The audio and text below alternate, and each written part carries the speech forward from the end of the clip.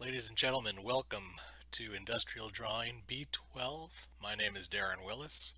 I am one of the instructors here at Bakersfield College, and I'll be working with you over the next week or five as we enter into the world of computer-aided drafting and design.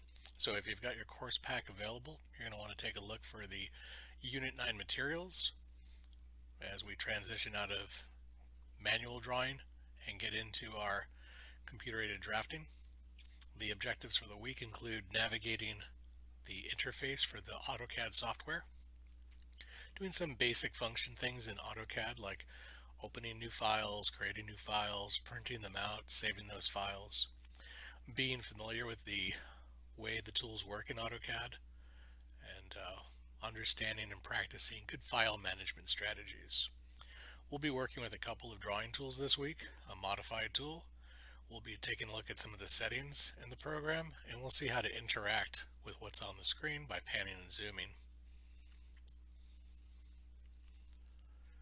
During the lecture, you might want to listen for these points because they are the high points of what we're discussing. These are some important things to look out for. What do the letters in the acronym CAD stand for? And how is a CAD system superior to traditional hand drafting? What is AutoCAD? How long has AutoCAD been around? How widely is it used? How much does it cost? How can you get a free copy of AutoCAD for your computer at home? What sorts of things are drawn using CAD software? What sorts of things can be made from CAD software? How are raster graphics and vector graphics different? And how does that tie into what AutoCAD produces? What is the file extension that AutoCAD uses? How often should you save your CAD drawings? And then different ways to run the lines and circle command. And our last question, when is eyeballing acceptable when using AutoCAD to create drawings? So what we're going to do to get started, now that we've talked about high points for the lecture, is let's talk about what is CAD. This is our introduction to CAD. CAD is an acronym. It is short for Computer Aided Drafting. So the first three letters of those three words. We know what drafting is now after you've spent some time in the traditional drawing lab. Drafting before CAD looked like this, and this could be a drawing or a photo that's 100 years old or 50 years old or 75 years old, 150 years old. It's been done the same way for generations. We have skilled technicians that sat at drafting tables with precise instruments. A lot of this stuff was part of public education for many years, so chances are your grandpa and his dad and his dad and his dad before him all took some kind of technical drawing class in their K-12 education.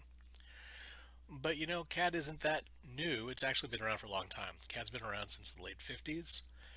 We look at the funny looking computer screen here and we think, well, that isn't what we're working on. So in the late 50s, numerical control systems where you could draw things and then have some cutting tools go in and cut them out.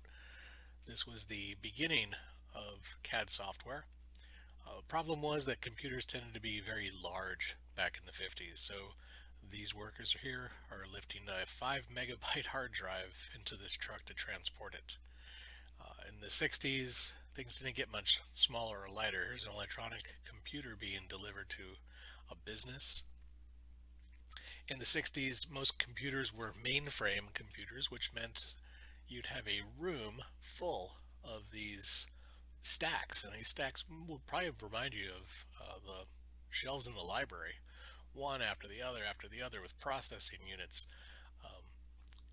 Really expensive. You would have to be a large company, maybe Ford Motor Company, maybe Boeing, large firms that did international business, made big profits, could afford these kinds of computer systems, but honestly, nobody else. And really, it was so difficult to enter and retrieve data from these systems for drawings that it was probably faster to draw things by hand in the 60s than it was to use these computer systems to create drawings.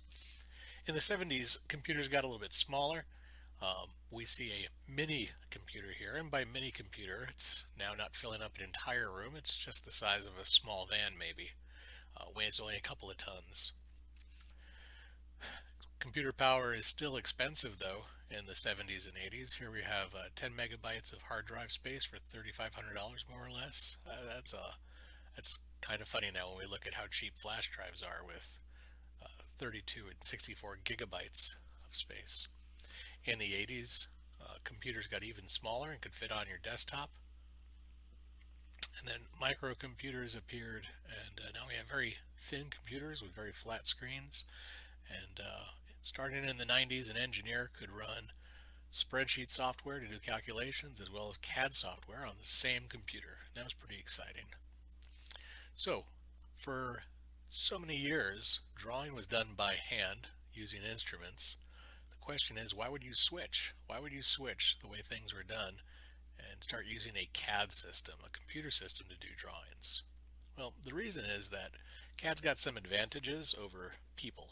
First of all, drawing in CAD is much faster than drawing by hand. In fact, you can draw 10 to 20 times faster in a CAD system than you can with traditional instruments.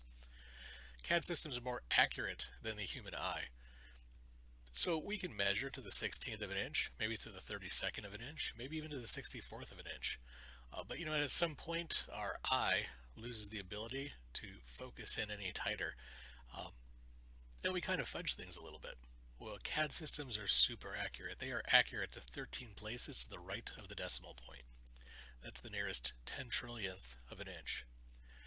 One of the other advantages with CAD is you never draw the same thing twice. So if I draw one window on the front of the building and I need 20 windows, I don't have to draw 20 windows. I would draw one and I copy it 19 times. And that's a huge time saver. Changes to drawings when you have to erase elements, well, that takes time. Sometimes you even see the little imprint on the paper where you erase the lines. With CAD, though, those changes are seamless. Deleting CAD lines, well, no one's ever going to know there was a line there before. Making copies is also very easy with a CAD system. We have specialized printers for printing blueprints, for printing large format drawings. In the past, with hand drawings, reproduction of those drawings was a complicated and stinky process that involved ammonia and some specialized equipment. And then finally, you can collaborate a lot faster with a CAD system. You think about an engineering office in London that wanted to send some drawings to New York 100 years ago, even 50 years ago. They'd have to roll them up in a tube, they'd have to mail them, and maybe a month or a few weeks later, the tube of drawings would arrive in New York. Maybe. Now, we take our CAD drawing, we attach it to an email, we click send, and in a matter of milliseconds, that drawing can be anywhere in the world. So there are a lot of advantages that we get from employing computers to create drawings rather than using some of the traditional methods that were previously used.